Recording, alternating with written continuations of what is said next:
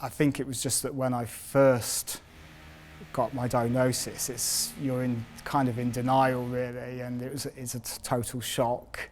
It hit me like a train, even though I looked after people with AIDS back in the late 1980s.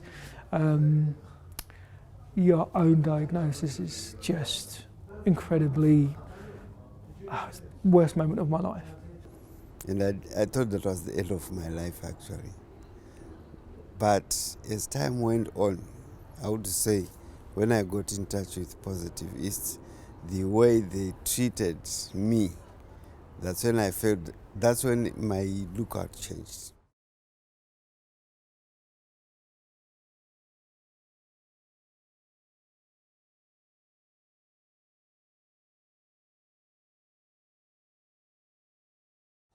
This place, all I can say, has been very, very supportive for me.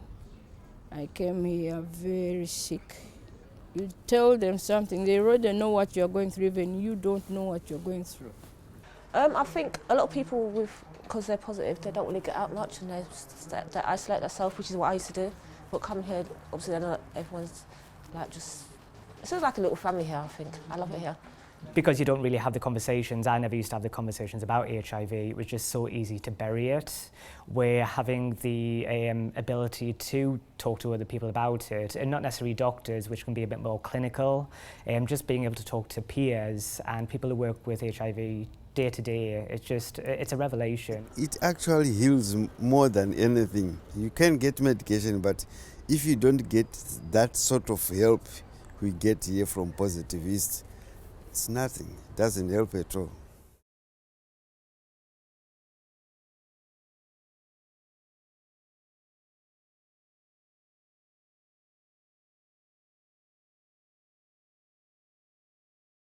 They explained about how HIV affects your body and how the medication is so incredibly life-saving now.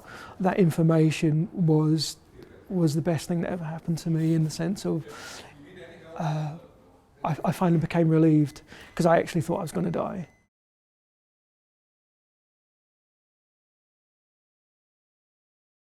There is still guilt and shame associated with being positive.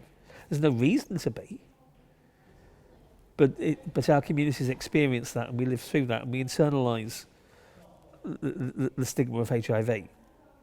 So helping people with that, helping our communities overcome that, and then support. Because at first you just feel like disgusted. You know, you probably shouldn't feel like that, but you feel disgusted with yourself, and you feel to actually meet other people and see, well, they're coping. I felt a very positive impression. It made me feel much better.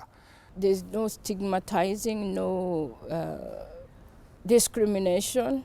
You feel at home. That's a message that we can get out to people, to get tested and to come here, use the services, and sort of know that you can share, and that other people can help you, and you can help other people as well. It's been, well managed and well run in a way that the other organisations that have gone by the wayside just haven't been. And I'm very glad it's still here.